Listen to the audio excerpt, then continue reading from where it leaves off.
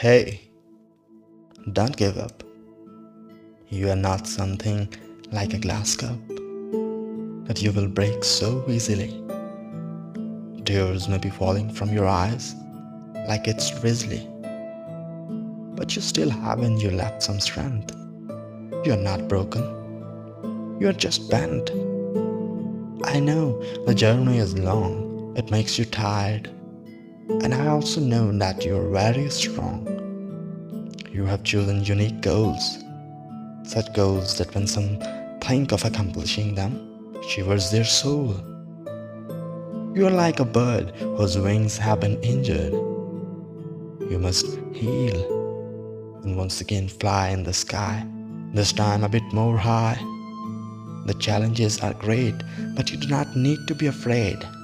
Remember, your goal is to become the voice of the oppressed,